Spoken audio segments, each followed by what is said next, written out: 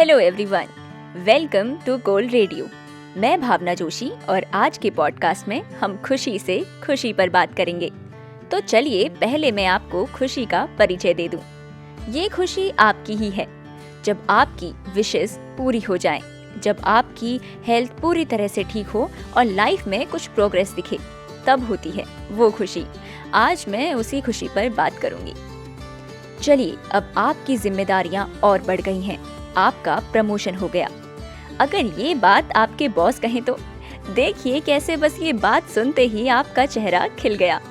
बस ऐसे ही कभी कुछ अच्छा सोच लेने से भी मिल जाती है खुशी। आज 20 मार्च को पूरे विश्व में इंटरनेशनल हैप्पीनेस डे मनाया जाता है। लेकिन 20 मार्च ही क्यों? तो वो इसलिए ये तारीख इक्विनॉक्स की है। इक्विनॉक्स यानी जब दिन रात बराबर होते हैं और सूरज पृथ्वी की भूमध्य रेखा पर होता है, जिसे पूरी दुनिया महसूस करती है। इसके प्रतीकात्मक अर्थ को समझें तो यह दिन संतुलन, समानता और नई शुरुआत का दिन है। वर्ष 2011 में संयुक्त राष्ट्र महासभा ने एक प्रस्ताव अपनाया जिसमें खुशी को मूलभूत मानवीय लक्ष्य के रूप में मान्यता दी गई और आर्थिक विकास के लिए अधिक समावेशी, समान और संतुलित दृष्टिकोण की मांग की, जो सभी लोगों की खुशी और कल्याण को बढ़ावा दे।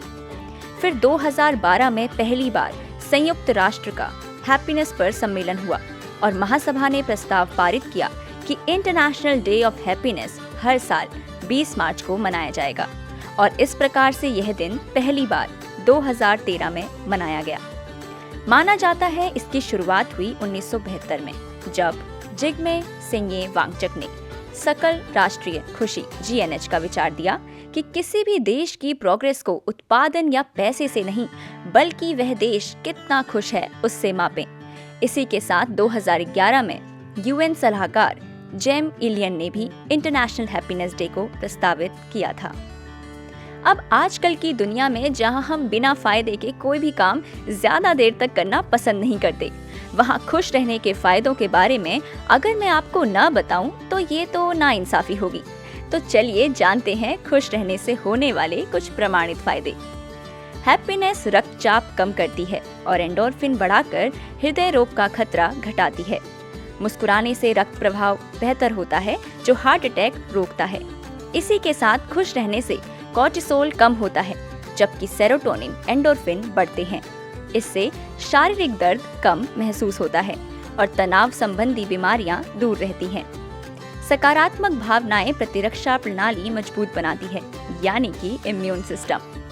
बीमारियां कम करती है और अध्ययन दिखाते हैं कि खुश लोग कम बीमार पड़ते हैं, यानी जो लोग खुश रहते हैं वह कम बीमार पड़ते हैं।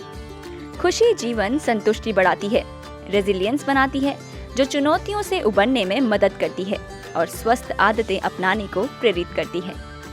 केवल यही नहीं, अपितु हैप्पीनेस स्वस्थ खान पान और व्यायाम को बढ़ावा देती है और लंबा स्वस्थ जीवन भी प्रदान करती है।